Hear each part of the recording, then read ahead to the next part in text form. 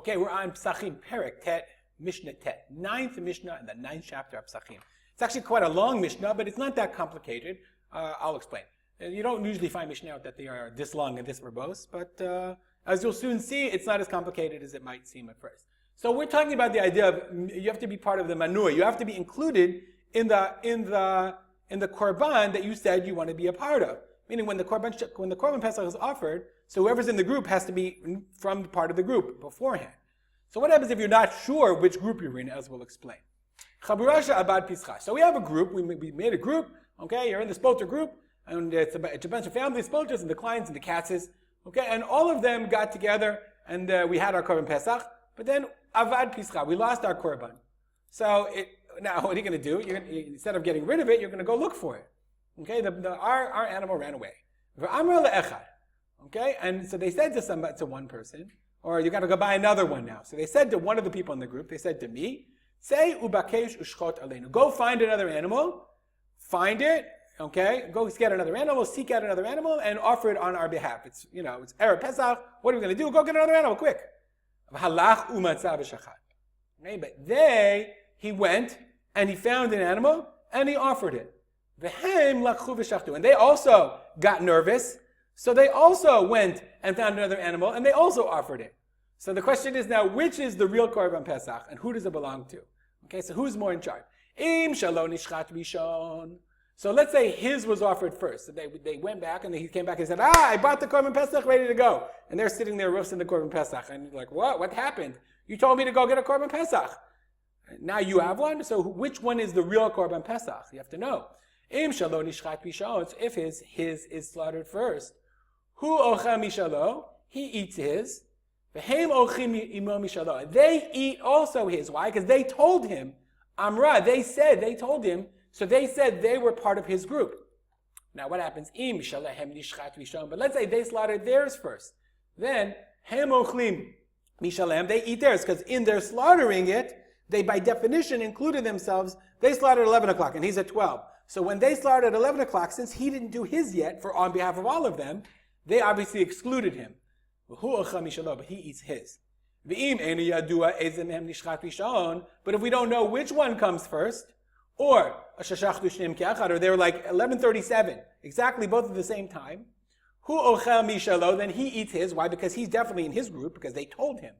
They can't eat with him. Why? Because maybe theirs was first. So they have to burn theirs. They can't eat any korban Pesach. But they don't have to do another Pesach Sheni, meaning they can't eat his. I made a chart, because this whole thing fits. This whole Mishnah is one big chart. So in the case of Haim Amrulo, they appointed him. If he's shechted first, they appointed him, so they're in the group. Therefore he eats his, and they eat Mishalo. They also eat his in korban Pesach. If theirs was first, they ate theirs, and he eats his. But now if you don't know, then Hu Ocha Mishalo, he eats his. But they can't eat with his, because maybe theirs came first. So maybe their act excluded them from his korban Pesach. So therefore they have to send theirs to the Beit HaSeifa. Next case of the Mishnah. The Mishnah is basically going to go through this chart. Okay? The Mishnah says the following. Next case. Amar Lahem. Where am I? Okay. Let me see if I can find my place. In Yodua. Okay. Amar Lahem. Yeah, that's where I am. If he says to them, Im echarti, they didn't say anything to him. So they didn't say, go find a korban Pesach. I get up and say, what's going to be? I don't know what's going to do. I said, listen, I'm going to look for a new korban Pesach, but Im echarti, if I don't come back in time, if I'm late, go find me another korban. So he went to go look for his korban Pesach, but he said to them, so he says, I'm including with you. Halach umitza'o. So now I went and I found my korban Pesach, b'shachat, and of course I offered it in the Beit HaMikdash. V'hem lachu v'shachtu, and they got nervous also, and they offered. So now this is the opposite case. They didn't tell me to go buy one. I told them to go buy one. So I had verbally included myself in their group. Im shalahem le'nishchat rishon. So if they shechted first, hein ochlim mishalem, they eat theirs. V'hu ochalim ahem, and now I eat with them. Why? Because I verbally included myself. So therefore I'm included even though I shechted later. So my act of shechita afterwards doesn't negate what they did before. Bim shalo nishchat rishon. If mine came first, hu ochel mishalo, I eat mine. They eat theirs because I verbally included myself in them. They're already excluded, so their act of shechita first includes if their act of shechita second doesn't exclude them. They can eat their own, because remember, I verbally included myself. If we don't know which came first, or they shechted at the same time, they eat theirs, remember, because I included myself in theirs. I can't eat with them. Why? And mine goes out to the Beit HaSreifa.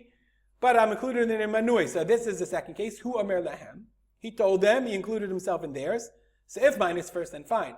Okay? If theirs is first, then I have to eat with them, because theirs came first.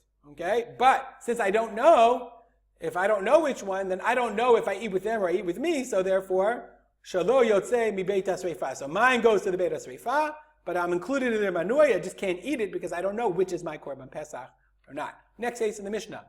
Amar lehem v'amru. What if both of us said, listen, I'm going to look, okay? You guys include me. They say, you look, and we include us.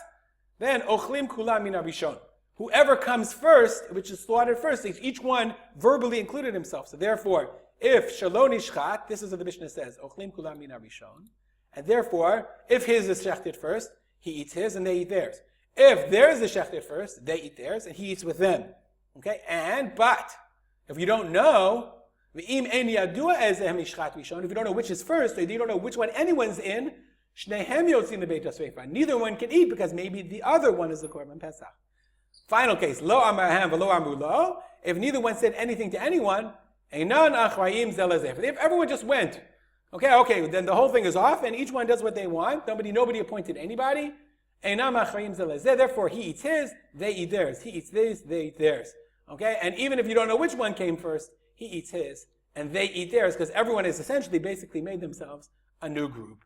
Okay, I hope that was clear enough. Wasn't too complicated. The chart does help things. It makes things a little more clear.